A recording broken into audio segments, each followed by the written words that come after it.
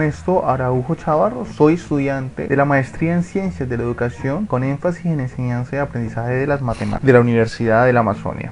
En esta oportunidad vamos a hablar sobre un libro denominado Aprendizaje de las matemáticas escolares desde un enfoque comunicacional, propuesto por la doctora Ana Atfar. Y vamos a socializar un capítulo de dicho libro que se denomina Aprender matemáticas como la acción de desarrollar un discurso. Si bien es cierto, hemos venido trabajando en lo que propone ella en su libro, y es lo que en algún momento estuvimos socializando en referencia a lo que fue la metáfora de la participación y la metáfora de la adquisición. Dos definiciones que nos permiten visualizar lo que tradicionalmente se viene haciendo en la pragmática de aula y la que pretende modificar dicha pragmática desde la adquisición de un conocimiento estático y otra desde la denominación de un discurso en una comunidad de aprendizaje como método de aprendizaje de ese mismo conocimiento matemático. Y entonces partimos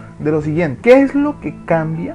¿Qué es lo que cambia cuando uno aprende matemáticas? Es una de las preguntas que se pone de manifiesto ahí en el libro de Ana Atfar, Matemáticas Escolares desde un enfoque comunicacional. Y entonces, algo que motivó a Ana Atfar, digamos, de una u otra forma, fue ese enfoque de la adquisición, lo que ella denominó como una metáfora de adquisición, manifestando que dicho enfoque o dicha metáfora o dicho modelo no le permitía o que no permite al docente identificar, ¿sí? No permite ese complejo fenómeno de la enseñanza y el aprendizaje. ¿Sí? ¿Por qué? Porque de una u otra forma, ¿sí?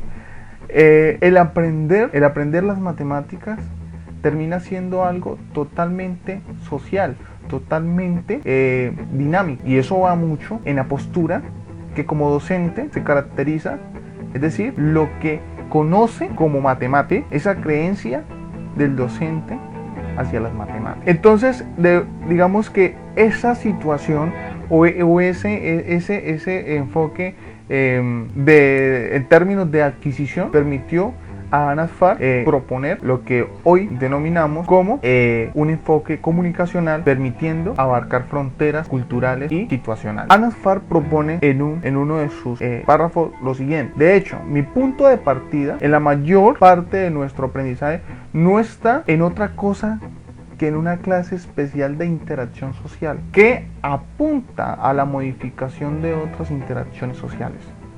Es decir, mira ese aprendizaje como una interacción social, como una interacción entre personas que están tanto en la microsociedad de aula como externas al aula. Entonces, ese es su punto de partida. Seguidamente, en este punto, digamos, también se menciona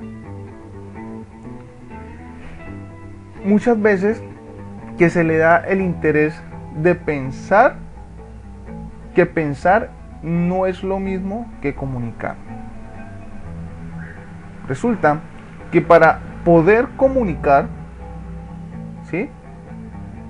En este caso, Ana Atfar propone lo siguiente. Entonces, el efecto de la acción de pensar se puede considerar como comunicarse consigo mismo. Eso lo propone Ana Atfar, donde dice que esto es tan cierto que el pensamiento es en palabras, como en imágenes o en otros símbolos cualesquiera. Es decir, la comunicación, el discurso, es conocimiento.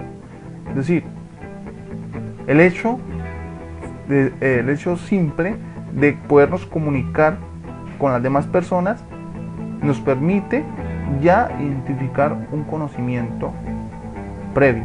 O sea, es decir, pensamos, o lo que nosotros denominamos como pensamos y después hablamos.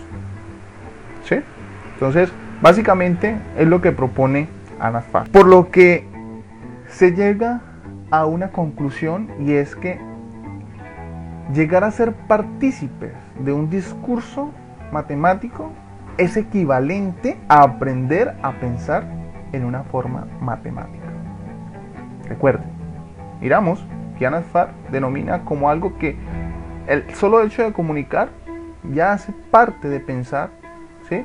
Y por lo tanto, al pensar se genera un conocimiento, lo que en consecuencia se llega como a una conclusión donde hacer partícipe de un discurso matemático, en este caso estaríamos hablando que se está pensando matemáticamente. Luego, el aprendizaje de las matemáticas se conceptualiza como el desarrollo de un discurso matemático. Y entonces investigar el aprendizaje significa llegar a conocer las maneras en las que los niños modifican sus acciones discursivas, y esto se hace en 3 aspectos. Primero que todo, esos aspectos son en relación a el vocabulario, cómo yo me dirijo, cómo el estudiante se dirige, los recursos visuales que se utilizan para poder manifestar, para poder hablar, es decir, como tablas, y las reglas metadiscursivas, es decir, eso que nos permite a nosotros organizar un diálogo para poder avanzar. ¿En términos de qué? En organizar discursos apropiados y discursos no apropiados. Es lo que nos permite ver esa regla tácita entre lo que debo decir y lo que no debo decir. Seguidamente, una de las preguntas adicionales que se menciona en dicho documento: ¿cómo creamos nuevos usos de palabras y mediadores? Algo clave, y es que el estudiante debe tener un conocimiento previo para poder hablar de algo. Es decir, en esto, el evidenciar qué tanto sabe el estudiante al momento de establecer un discurso, pues le va a permitir a sí mismo avanzar. Eso es un poco vygotsquiano, ¿no? Saber esa zona de desarrollo real del estudiante, el cual le permite avanzar significativamente en dicho conocimiento y asimismo en ese discurso que plantea. También es importante lo siguiente: utilizar plantillas o utilizar, digamos, ayudas que le permita al estudiante avanzar significativamente. Y por eso entonces Anna Fahr manifiesta que el uso de un nuevo significante está guiado por una plantilla. Es decir, los nuevos significantes se disponen en plantillas discursivas viejas. Es decir, el discurso se hace con base en lo que el estudiante sabe, en lo que el estudiante reconoce, ¿sí? Y en la medida de las posibilidades, eso le va a permitir que pueda avanzar significativamente. Luego, decir que existen hábitos discursivos que pueden ser la única manera de trabajar la naturaleza, es algo paradójico, ¿no? Dentro del aprendizaje de las matemáticas, pero se convierte en algo inherente, ¿sí?, para la materialización de ese conocimiento. Y estamos hablando pues de las matemáticas. Entonces decimos, si los objetos matemáticos, tales como los números negativos, son construcciones discursivas, tenemos que hablar sobre ellos para darles existencia. Entonces hablamos de que las matemáticas en sí, hay elementos que de por sí, convirtiéndose ellos en un contexto, terminan siendo también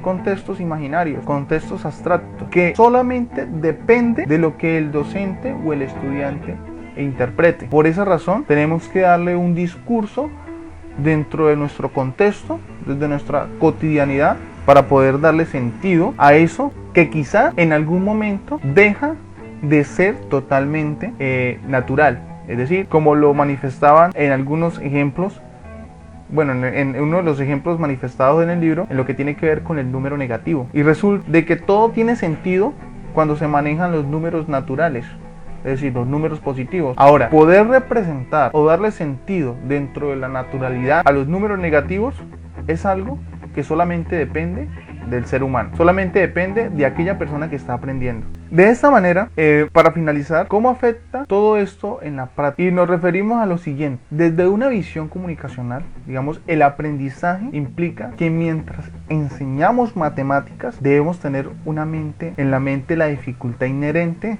de ese esfuerzo, ¿sí? Y que en este caso el discurso matemático nos permite ubicar las matemáticas dentro de nuestra cotidianidad, el cual es fundamental para poderle dar de una u otra forma una vida a esas matemáticas que en algún momento se vuelven inexistente. Y no finalizo sin antes decir que el paso de algo que tradicionalmente se ha venido trabajando, y es en cuanto a la adquisición del conocimiento como algo que ha venido funcionando a través de muchos tiempos y que paradójicamente ha funcionado, porque no hay algo que diga lo contrario, pues esto termina siendo una manera de adicionar o una manera de aprender matemáticas sabiendo que somos seres humanos y que de una u otra forma el conocimiento matemático se construye a partir de la interacción y de la relación que establecemos entre lo cognitivo y lo participativo. Entre más interacción exista entre esos dos elementos, posiblemente exista una mayor apropiación en términos de un discurso matemático y de un conocimiento matemático. Hasta pronto.